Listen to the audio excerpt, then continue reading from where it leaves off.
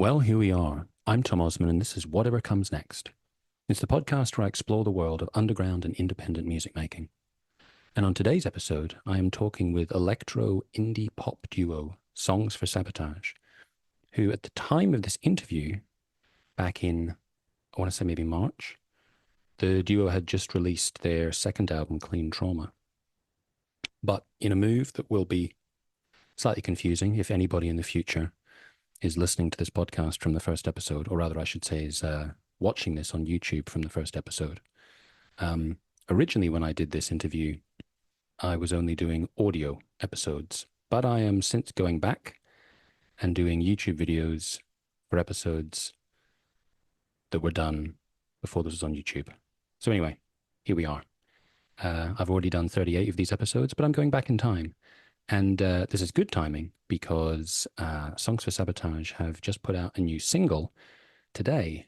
Well, today of recording this intro, let's see how quickly I get it out there. And it's called The City, and I just listened to it, and I think it's very cool. If you want to follow the band, you can get them at songs.for.sabotage on Instagram. They're on TikTok as well, at least they were when I spoke to them. I don't do TikTok, so I can't tell you what their handle is, but perhaps it's the same.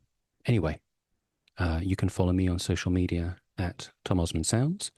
And today as well, I have just released, or I should say, Drama Recorder have just released Real Silence, which is the collaboration between me and Augurio Drama, which is a combination of ambient, electro, noise, and techno, with me doing some weird vocals over the top of it. You can check it out on Bandcamp, where it is available right now. And you can also go to my website, tomosmansounds.com, where there are things connected to the music that I make. There you go. Anyway, enough of all of this yammering. I guess I play a song at the end of this episode. I can't remember which one it was, but it's there. But yeah, at this stage, there is nothing more to be said. But Lina Sophie and Richey Rose of Songs for Sabotage, take it away.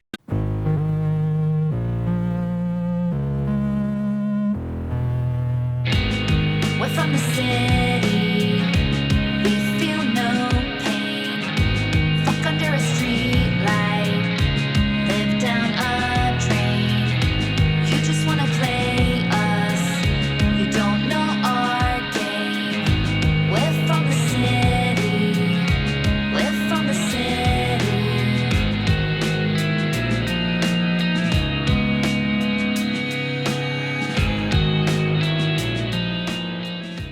So, Richie and Lina, lovely to meet you. Thank you for You as joining me. well. Yeah. So, what time is it where you are? Is it like lunchtime? Yeah. It's 11:30. Yeah, it is approaching lunchtime. Yeah. What is it, like 8:30 your time? 7:30. Okay. Okay. Yeah, where Yeah, are I you? was. Well, I was in Berlin before, so it would have been 8:30. But I'm in Oxford at the moment. Ah, nice. I've been there. Nice. Aha. So like, are you two more the night owls, or like what is early to you, and like at what stage of the day is 11:30? I mean, honestly, it kind of varies. I usually try to, I'm trying to get up early, trying to get up at 7. Okay. Yeah, because I actually, in my day job, I work remote for New York, and 7 a.m. LA time is already 11 or 10, sorry, in New York. So I try to get up and jump on it. It's very much the LA lifestyle to get up Oh my super God. early, and coming from the East Coast, we were definitely more night owls, but yeah, I think we've adjusted that. We're trying to adjust. It's hard. It's just, I'm not a morning person, but I'm trying. Yeah.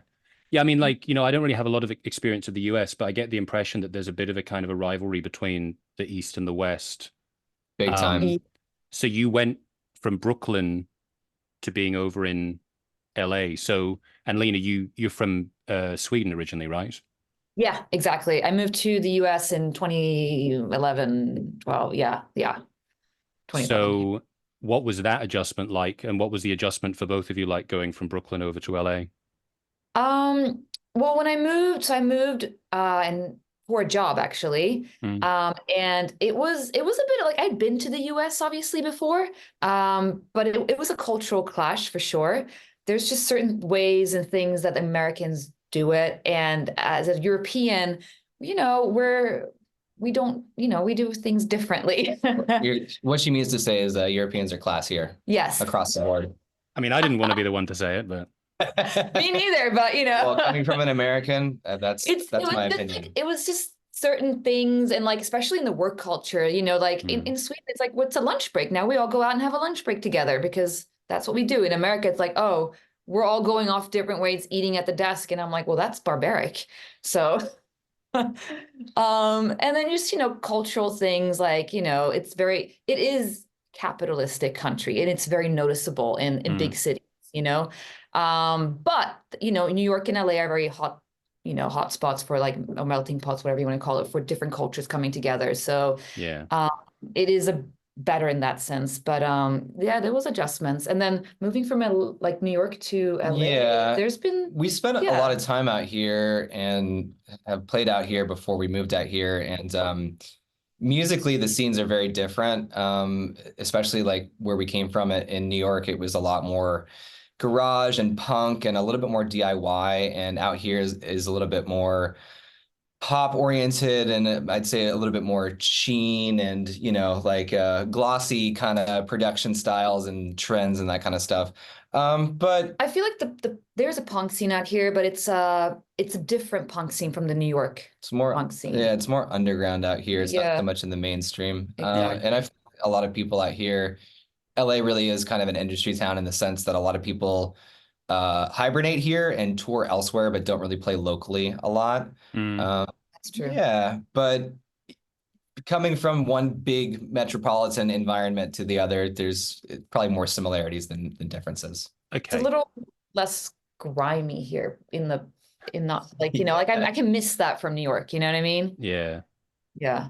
No, it's funny because I was just talking to someone about Berlin, and you know, you've got this kind of separation between the East, which is more grimy but kind of more trendy maybe, and the West, which is more sort of prim and proper and shiny.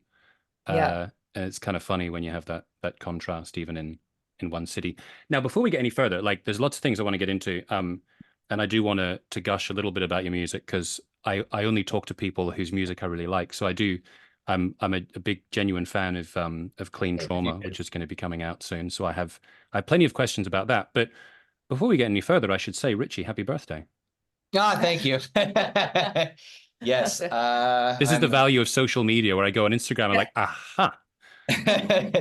Yeah, I'm still processing some cocktails from last night through my bloodstream, but I'm here. You're here. So thank you. 1 year Well, older. I would never have guessed that you were drinking cocktails last night. You look perfectly fresh. So That's because we have the filter on the Zoom settings right now. there We you go. maxed it. I'm just kidding. Technology Things can like do the so many daylight. things. Yes. Yeah, so I guess, well, I sort of want to go back a little bit. So, you know, I guess both of you were involved in various projects before you started songs for Sabotage. So how does what you were doing before compare to the music now that you're making together? Were you sort of coming from similar directions, or do you feel like you've both brought something quite different to the sound that you've got? I mean, obviously you know, you're contributing different instruments, but in terms of sort of the musical direction. Yeah. Yeah, I think that a lot of the projects that we were involved in previously were more serious in the sense of like the songwriting wasn't really a space for overly poppy or hooky or intentionally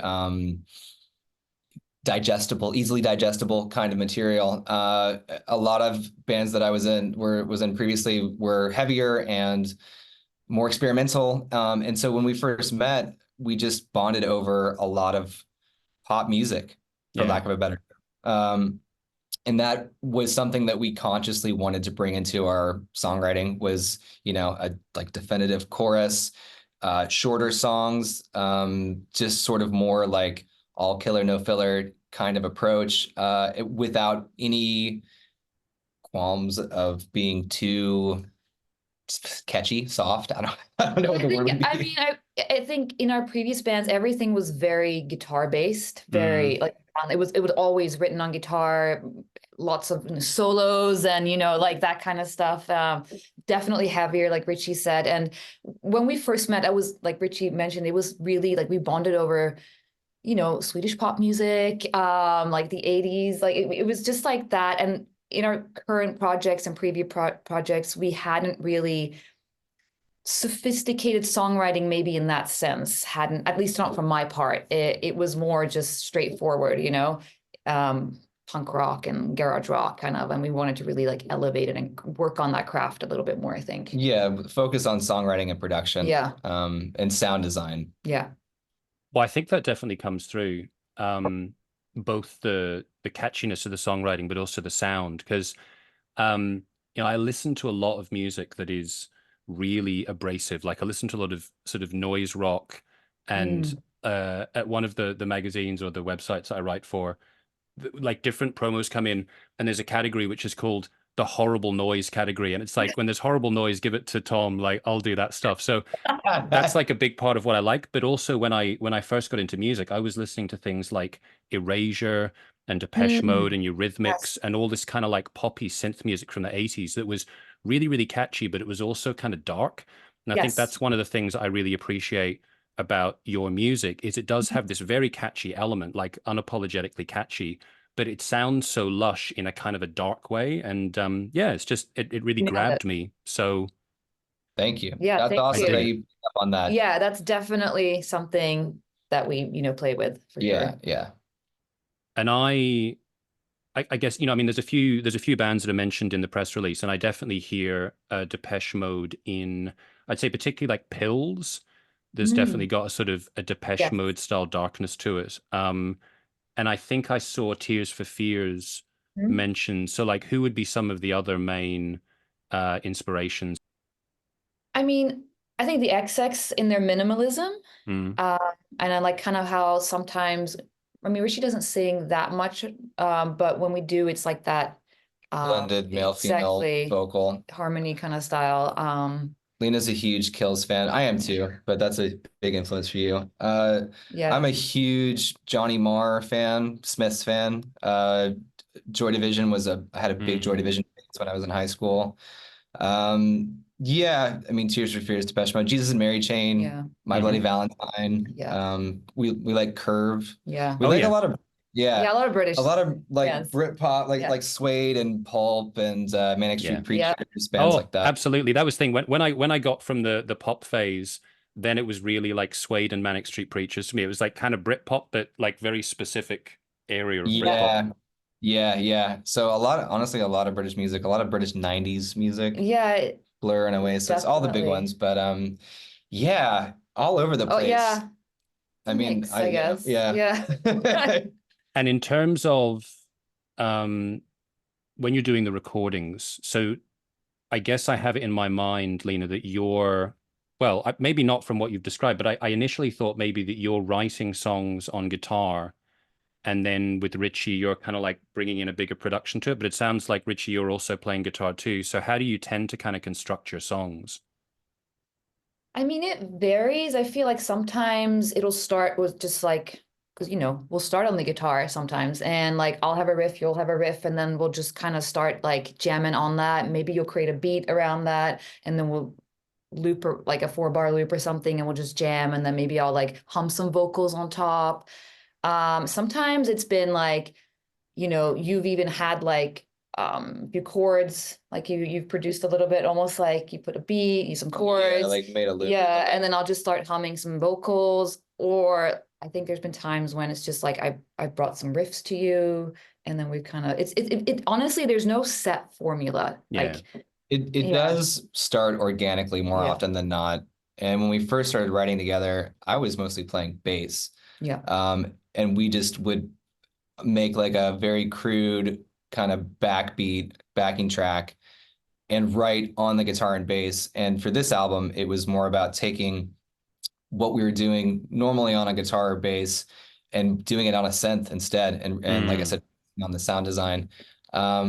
We ended up probably adding a lot more guitars back, but a lot of the songs that are on the album were just written purely on a synth.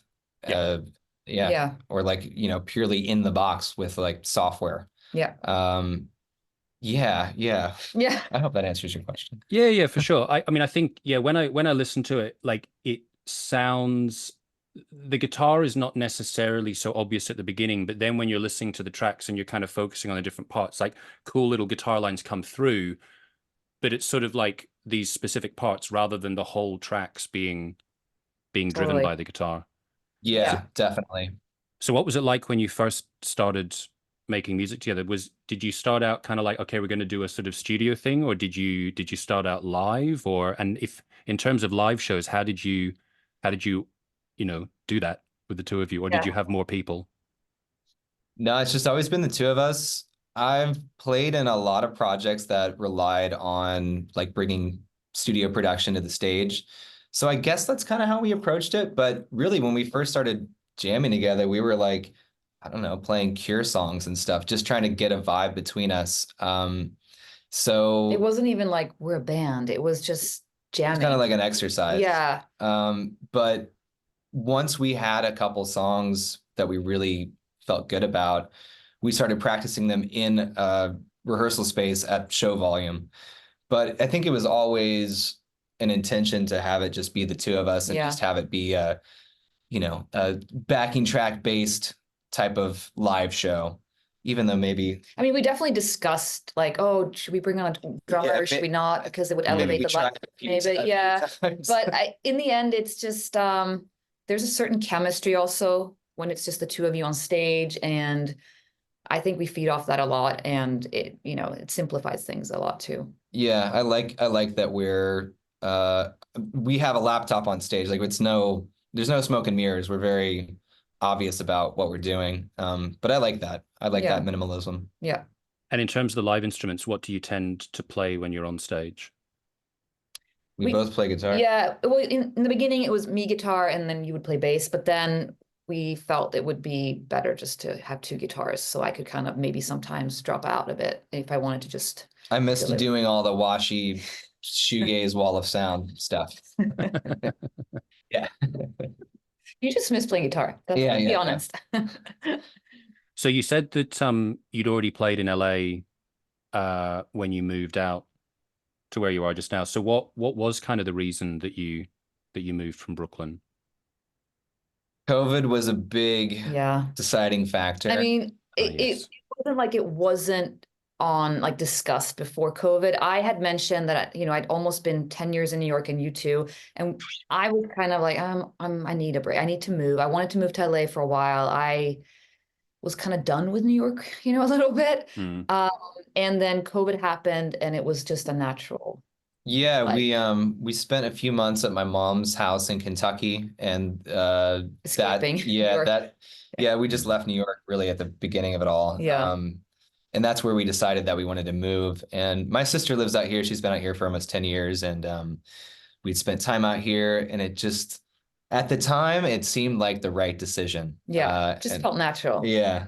So it's kind of a not spur of the moment, but a relatively quick decision. I remember us going on walks in the rain in Kentucky, and it was like pandemic. Nobody was out. It was just us, and just being like, I can't go back to New York. Like, I can't. I'm done. Yeah. Like, let's figure this out. Where do we want to go? And I was like, well, LA would make sense. So yeah.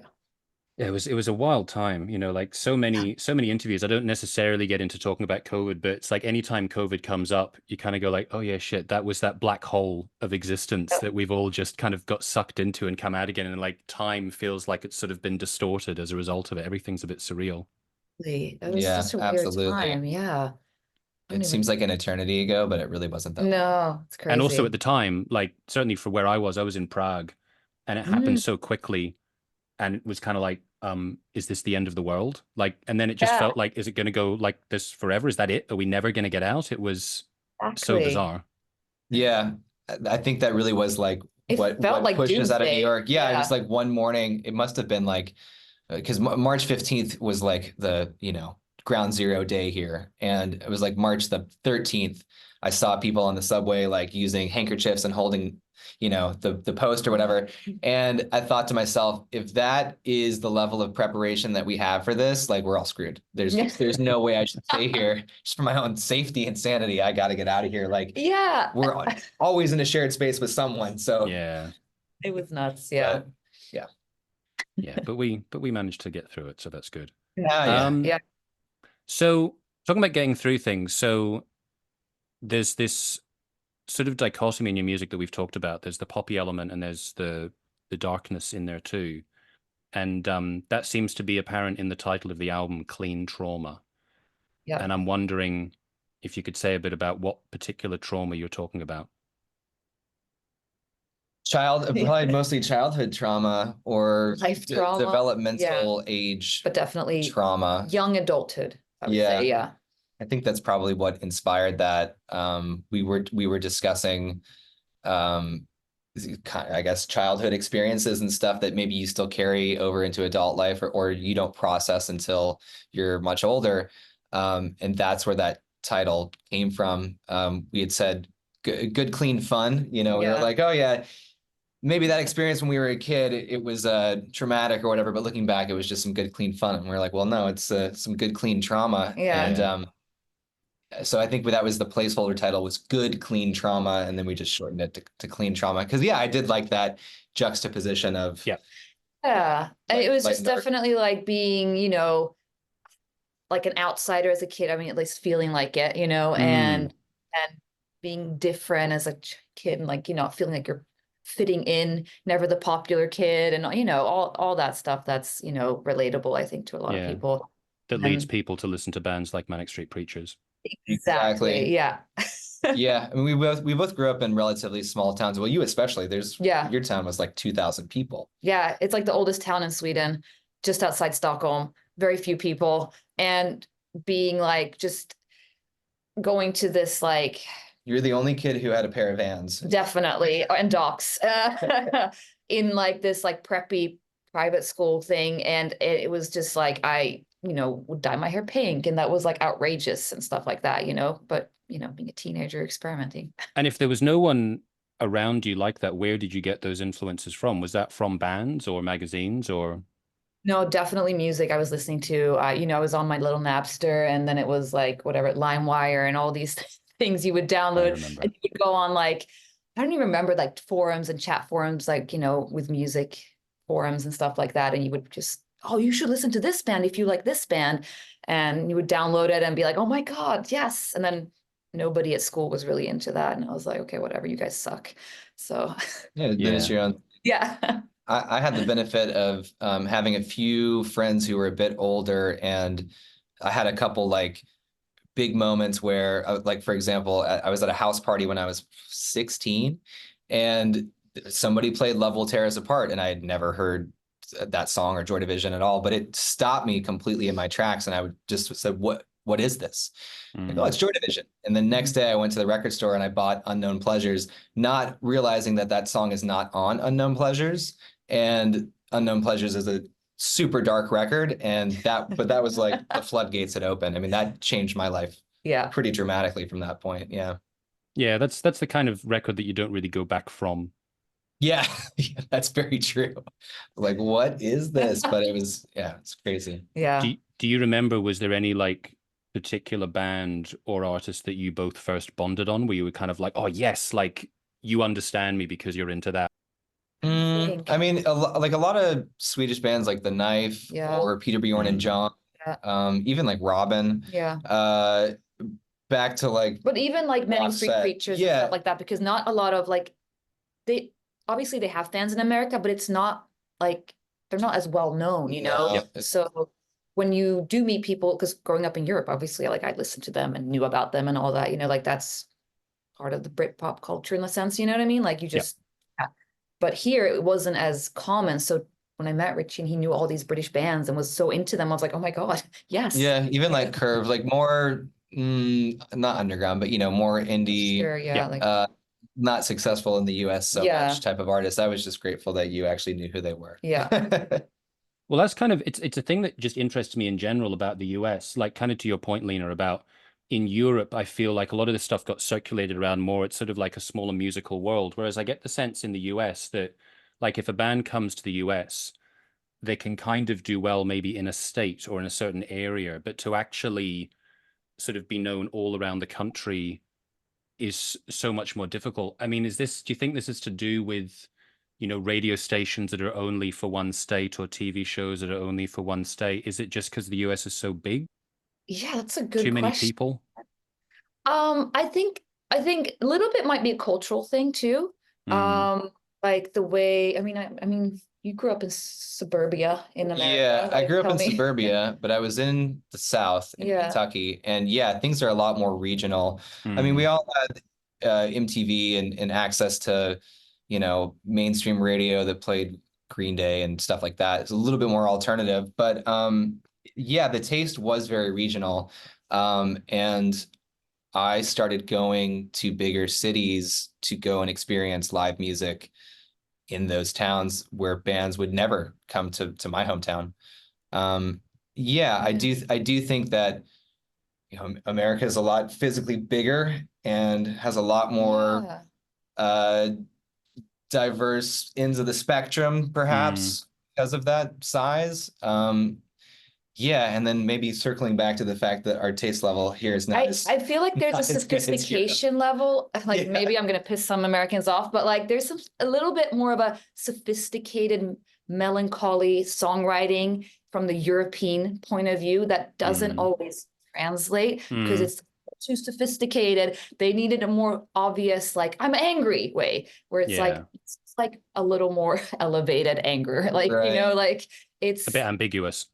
Yeah. yes, exactly. You have to like read into it a little bit more and like understand. I don't know, maybe I'm No, being a you're little, right. I mean, yeah, we keep talking about Mannix, but yeah, their sound is not dissimilar to Guns N' Roses no, early on. Yep. But there's a reason why Guns N' Roses were popular here and why Mannix were not so much. And I would say it's because Mannix had progressive, interesting political lyrics exactly. that no one here is going to be able to like, digest. You know?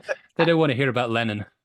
No, yeah, exactly. exactly. That's what I mean. They don't know who So that is. Yeah. yeah, I think there's subtleties like that too sometimes, you know? So from that point of view, like, on that point of the US being so big and being so regional, how do you kind of approach getting your music out there? Like, where do you kind of see your audience? Yeah.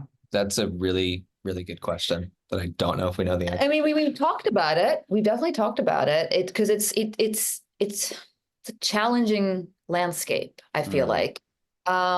And as people didn't grow up with TikTok, it's sometimes harder to, put yourself out there in that way.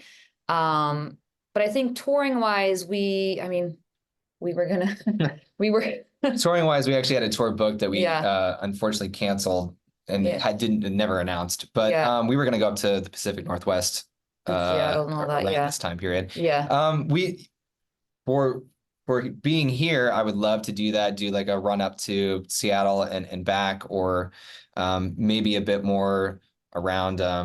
Maybe do like a run around the whole country, like a 6 week kind of thing. It's difficult because everyone digests music on their phones now, and you don't necessarily have to go out there and tour to be quote unquote successful or to get your music out there. But we both come from a DIY background where playing live is the ultimate way to experience it. And I feel like it's our duty to go and perform live. I mean, we love it, But definitely.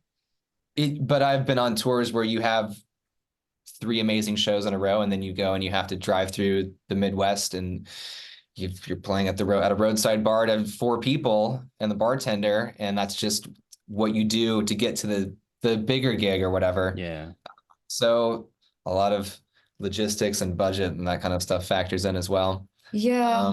But we do seem to have people listening to us in the UK and more over in Europe, and the driving distances are a lot shorter.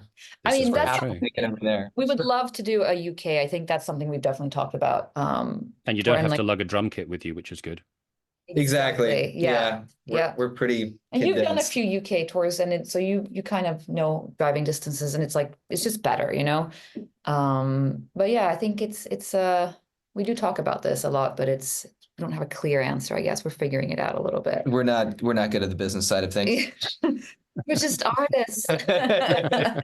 And in terms of like you touched on this, people listening to music on their phones.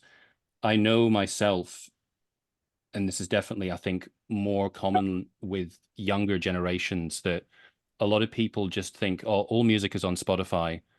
If it's not on Spotify, it doesn't exist. Yeah. And, people might, pay their $10 or £10 subscription a month and go like, yeah, it's fine. Like I'm paying for it. But I'm aware enough that unless you're Beyonce or Ed Sheeran, you don't Yeah. really get any money from that. So, like obviously to a point, it's great if people hear the music and it gets you exposure and then maybe they come to shows. But going back to kind of that practical business side of things that you said that you're not so good at, like how do you make this something that's viable? Because I understand the pleasure of making art and the joy of art, but you also want to get some kind of financial reward for it too. So Sure. Yeah. where do you Side get that from? Yeah. side hustles. Other jobs. Definitely other jobs. And then I mean, it's like you said, if you're not Beyonce or Ed Sheeran, it's like Spotify will pay you. Yeah, I think for Nothing. the amount of streams that we've had, which is not tremendously a lot, we've made, a few $100. Yeah. So technically that's passive income or, income that we've received from it, which is cool. It wasn't that easy back in the day. At least it doesn't seem like it when I think back to when, you're just selling CDs at a show. Yeah. Perhaps you actually make more money now with streaming, but I mean, I work as an audio engineer and production manager, and that's in the music industry. It's not playing music, but I still make connections and do things that benefit our own art. So I guess to answer your question, that side hustle would be my Yeah. answer. Otherwise, I don't But know. it's also interesting, like, and this doesn't like isn't specifically us, but like Mm. because Richie works in the live entertainment, it's like there'll be bands that come through different venues and stuff, and they have like tons of streams, but they can't even sell 100 tickets. Yeah. Like it's so interesting that whole it doesn't equal like Yeah, I mean, even people who are genuinely famous or known on social media might not be able to fill the room, or maybe they've played a handful of live shows ever Mm. career and haven't really come up in that way. So I don't know. I think the struggle for every musician, independent musician, is like, people, when you tour, you play gigs, you obviously get paid Yep. most of the times, but it varies in, how much the venue pays. So that's one slight revenue, but it also costs to be on tour. So it kind of, I know so many know? musicians who are legitimately successful when you look, online or wherever, but they all work the tour is part-time jobs or other jobs when they're not on tour. or the Just tour doesn't actually bring in, like, there's an overall negative balance usually after the tour. yeah. Even Breaking with merch, even with, t-shirts, CDs, vinyls, everything. So I think Yeah. most independent artists that we know, I think like honestly, every single one, including us, have work, we have to work on another job, anything really. Yeah. No, that was Yeah. I had that realization a while ago. Like, like bands that I would think, sometimes like you discover a band just suddenly, like I discovered Oxbow and I'd never known them until I was, I don't know, at some point in my 20s. And I discovered them, and then somehow it kind of felt like, well, obviously everybody knows who Oxbow is just because I've suddenly discovered them. And I thought for ages, like, yeah, they must, like, they make money out of this. And then I realized later, like, not really very much. Yeah, it's crazy. Yeah. And I feel like now a lot of bands are just are still performing and are active just because they have maybe a cult fan base or Mm. they're keeping it alive clearly not for financial gain Or or they can't afford to tour. Some bands are like actively saying, I can't go on tour. Like even like Santigold was like, I'm not going on tour, it's too expensive. that's right. Yeah, it's like Yeah, more like mid-tier indie yeah. artist. Yeah, budgeting is an issue. That's why we also kept it a two-piece. It just makes Yeah. it more streamlined, it's more budget friendly. Yeah. Does factor in. So from the perspective of all of that, of the various costs and the sort of, I don't know, sometimes illusory nature of online followings, do you consider it? I mean, it's kind of hard to imagine without it. It's like imagining, well, I was going to say imagining life without microwaves, but I don't actually have a microwave. But, like kind of imagining, you don't either. We don't have a microwave. Well, that was a terrible example then. But, in We're terms the of, people who don't, the Yeah. three of us. Yeah. there was a time not so long ago where I went, right, I'm done with social media. So I left Facebook, I left Instagram and all of that. I was like, I don't have any need for this. And then once I started going, okay, I want to do things creatively and promote it, and I want to, do interviews, et cetera, I went, okay, now I have something that I'm presenting. So there's value in it. But I sort of have this same situation where I go, okay, I want to invest some time and energy into promoting myself, but it's kind of hard to know how much it's worth doing that unless you have some sort of tangible thing out of it. So how do you make that judgment? Like, I'm sure you don't have someone that you're paying to do your social media for you. So how much time and energy are you going to invest in that? Yeah, I mean it's always a balancing act, because there's only so much time you have, first of all, and then life stuff, and then creative time and all that. So I mean, it goes in waves, to be honest. It'll be like, I feel really inspired and I want to promote stuff, and we have stuff coming out, so now I want to do it. And then there'll be times where honestly we've even been like, I'm just gonna lay low, like I'm just, Yeah, taking a break. it can be discouraging. Yeah. But I mean, we invest in ourselves and, try and like, with this album, trying to promote it and actually Yeah. like hiring PR and doing all that stuff, which I do think is beneficial. Yeah. I don't know if it comes back in the form of money that you can count, but yeah, as an artist, independent artist, there's just an entry level of money that you need to spend to promote yourself, and that time, most of the time, that money is not coming from the actual music. So we try and Yeah, I mean, this is like again a conversation that I definitely have with a lot of other independent artists that we, know and stuff. And it's always, like you said, how much time do you want to dedicate to social media and spending like time doing, because it is a lot. Like I think I even did a TikTok about that where I was like, look, I'm an independent artist, but suddenly I'm a content creator, I'm a booking agent, like there's so many things that you have to do yourself as an independent artist, and you don't get any help from a label or anybody else. So it's a balancing act of how much energy you have and how much time you have at the end of the day. Yeah. So that's very true. and it kind of varies. Sometimes you feel like putting in extra, sometimes you don't.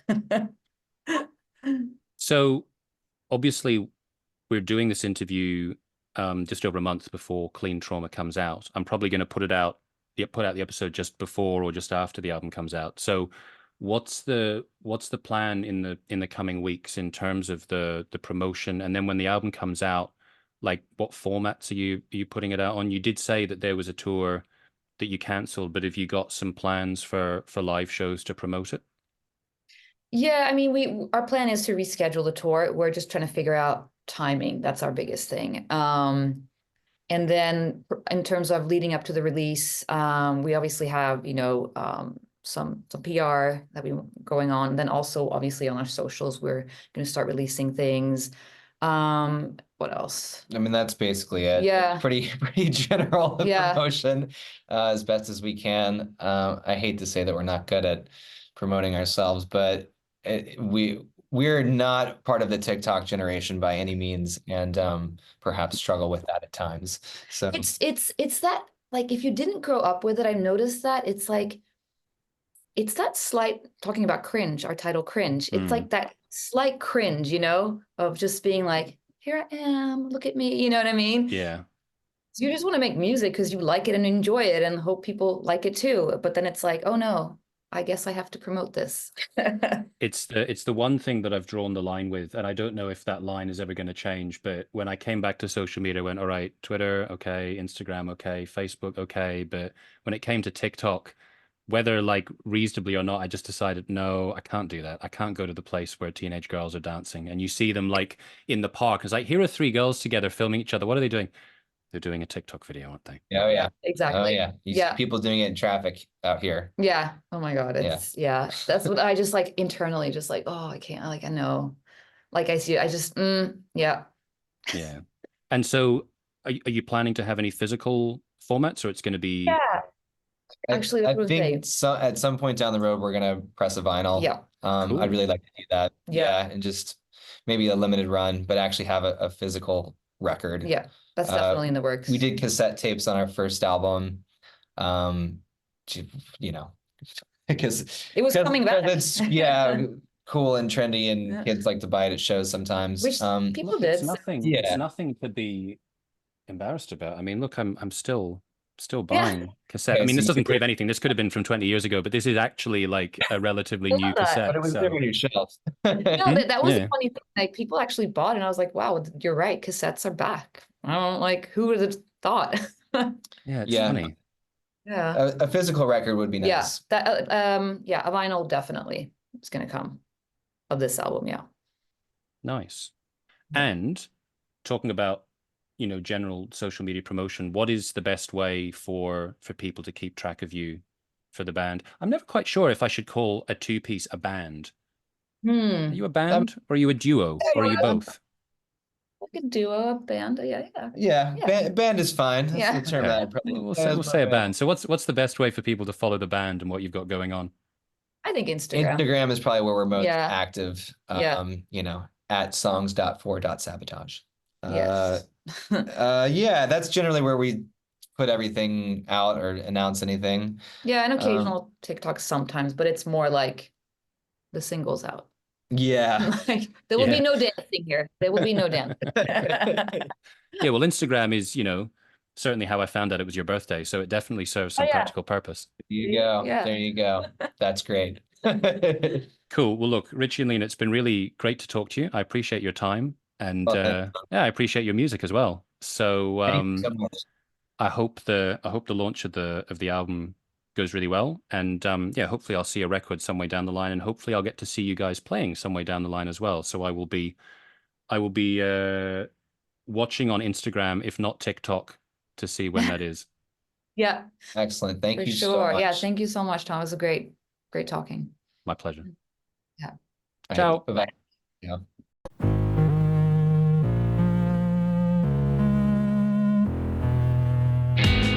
We're from the city.